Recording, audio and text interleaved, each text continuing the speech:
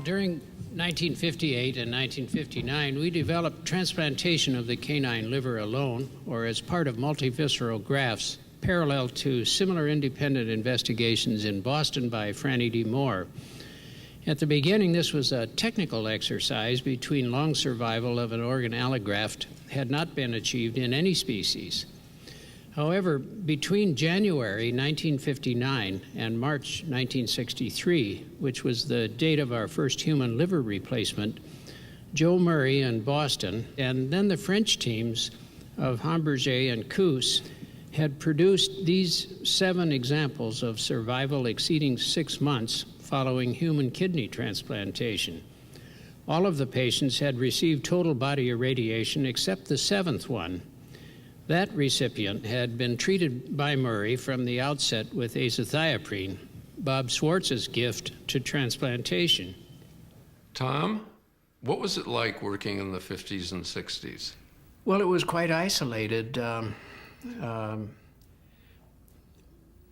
the beginning, and really almost for a decade after that. I began working in transplantation in 1958.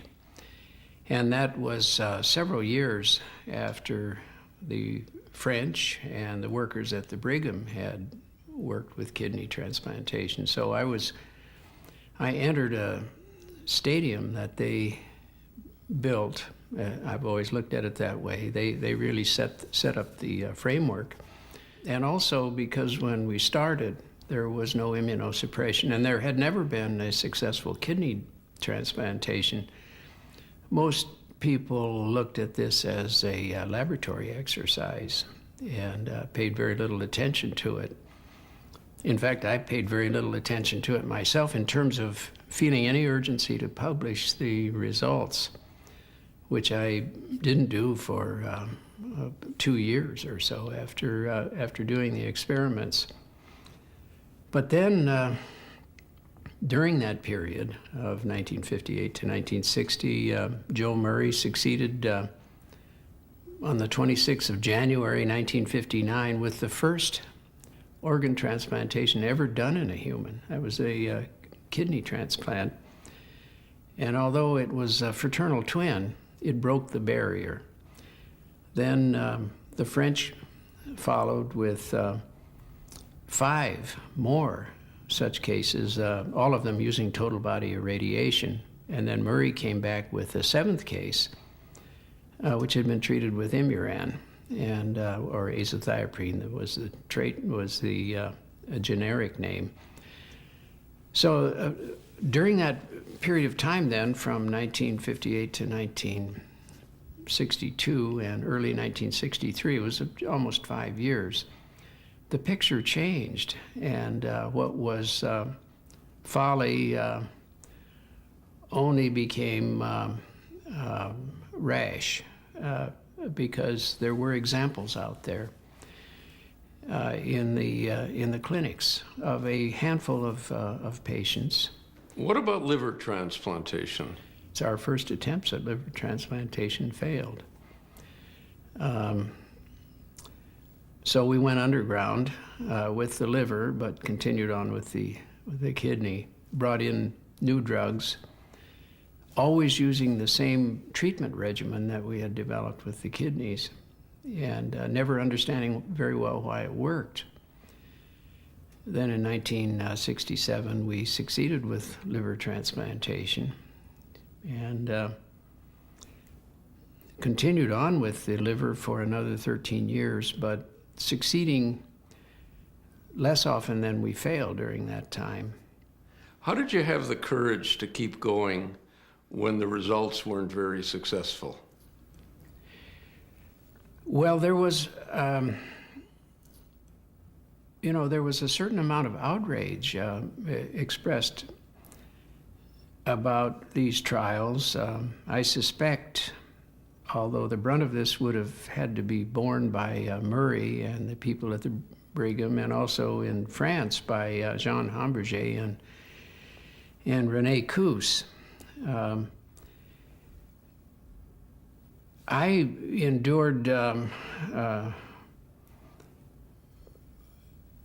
criticisms and even slander, I suppose, by not fully recognizing its existence because I was too focused on the objective.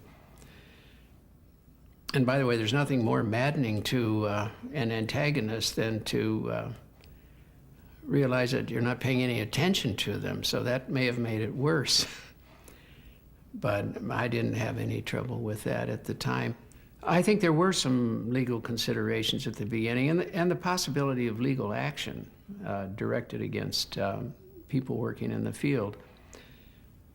I've thought at times that if things hadn't evolved in the right way, people could have gone to jail instead of emerging successful because many taboos were being violated. Organs like the liver and the heart were considered beyond reality, though those were fantasies. And then there were numerous issues, especially involving the donor, what constituted brain death. When it was possible to take organs, what the details were of family next of kin permission. It was complex. It required an effort to deal with the ethics community, the legal community, the sociology community, and so forth, and that was all systematically done. Actually, if you go to these meetings, you find that success rates with all the organs are at or approaching the 90% one-year survival. People are worrying what's going on down the line. More and more attention is being paid to this mystical holy grail called tolerance, not really recognizing until recently that what had been achieved all along was a form of tolerance. And that kind of insight will make it possible to really get tolerance, I hope. But the one great barrier that hasn't been breached up to date is the xenograph barrier. It's going to make animals seem more human, and perhaps humans take a step back to where they more or less belong in the animal kingdom, or something like that. But I think it's going to happen.